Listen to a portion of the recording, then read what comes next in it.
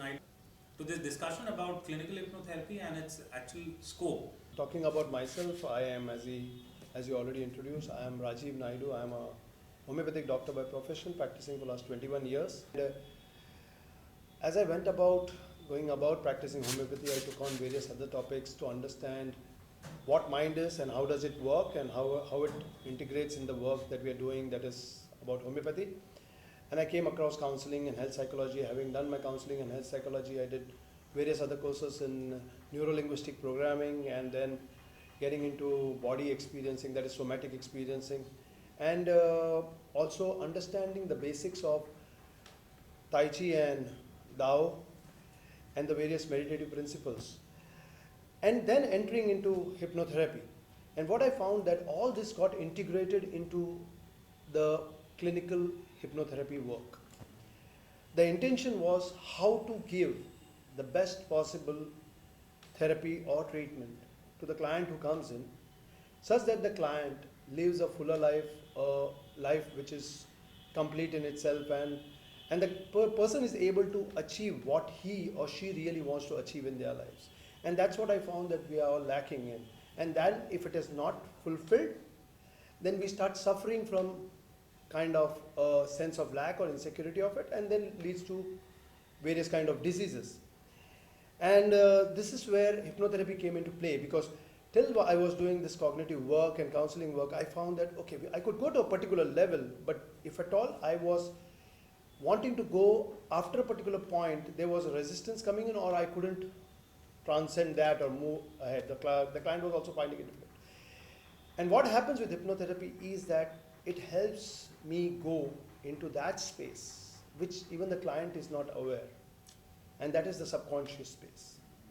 The mind and the body can resist getting into that space, yeah, and this comes from the past conditioning that is there in the client, coming from whatever the client has gone through, and that can create a resistance. Hypnotherapy helps me go beyond that resistance, break that filter, and helps the client to look at those areas which are stopping him or her.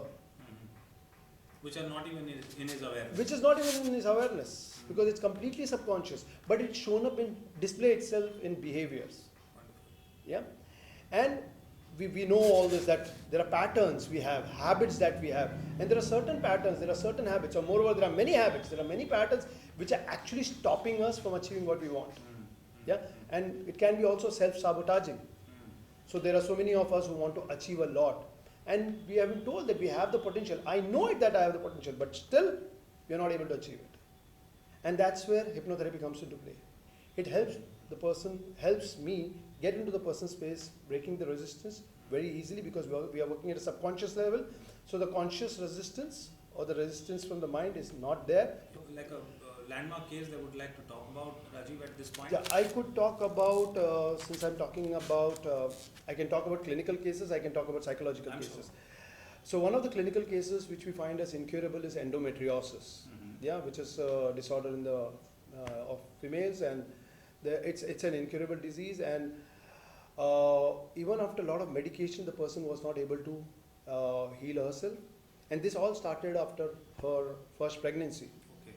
And could you tell a little about what this, for a common person who's watching? Yeah, so what happens is that there is an inner lining of the reproductive organ, the uterus, that comes out as and spreads over the parts other than the uterus, and it can be a very painful condition, right? And this person would become very, very irritable and angry before her periods, at least 10 to 15 days before her periods, and even after her periods for 5 days. So almost 15 to 20 days are gone.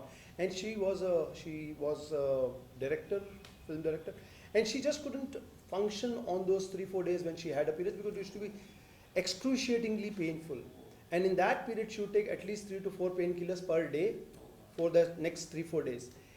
And post the therapy, what would happen when we took the case, we understood that there was something about that had happened with a husband, and there was so much of anger and irritation, and now when the emotions are not dealt with properly or they are suppressed, then it has to express itself in the body, and it expresses itself in the form of a disease.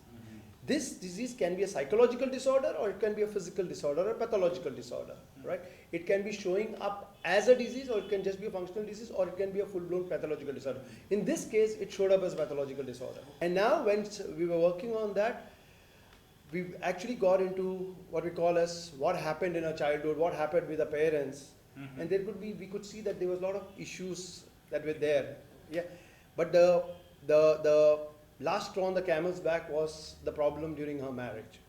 Yeah, something happened during the marriage which I don't want to really mention, but post that there was so much of anger towards the partner, and the female reproductive organ, when it shows up a disease, it's generally to do with an anger towards partner or towards oneself, towards own femininity.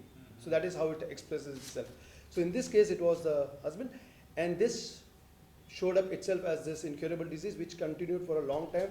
And after 10 years of suffering from the problem, she came to me.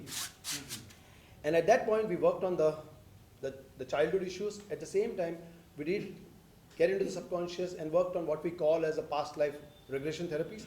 And there were 4 regression therapies done. And post that, there was a magical change in her. The magical change was, the first thing is that she was, during those times of period, she would not get the pain. And in the next 6 months, she had only taken 1 painkiller, which was almost 3 to 4 every day for 3 days during her periods, but this was only 1 during. Secondly, during those times when she had her periods, she could still go to work and she would just not feel the pain. Not only that, she said, I was feeling very, very energetic, which was completely not there. And the third important thing was her relationship with her husband completely improved. And this was a message sent by the husband himself that thanks a lot, the relationship has changed, and that was within 1 month of doing the therapy. So that is the kind of change that happened. And even the results were showing on the reports that the endometriosis has come down. So we could see a huge change happening in. And this was entirely done around homeopathy and hypnotherapy as a. Purely on hypnotherapy. Purely on hypnotherapy. Purely on hypnotherapy and past life regression therapy. There was no other therapy done. So you are saying that in order to actually that part of us which was suppressed in any outburst, or maybe something that wanted to be expressed but we land up suppressing it, could turn out to be a disease in the body. Yes. And that trapped diseased energy Emotion. through the organs or whatsoever could be released and healed. Yes. These kind of intervention which is possible with hypnotherapy. Actually it is just supposed to be flowing. It's like a stagnant water that is stagnated, breeds germs. Same way, stagnated emotions and stagnated energies shows up as, displays itself as a disorder or a disease. That's why the very nature of emotions is energy in motion. In when motion. It gets trapped is when it creates Exactly. disease. So that's the law of universe, basically. That's how it is. Thank You you so got to much for flow, you sharing. got to move. Thank you so much for sharing.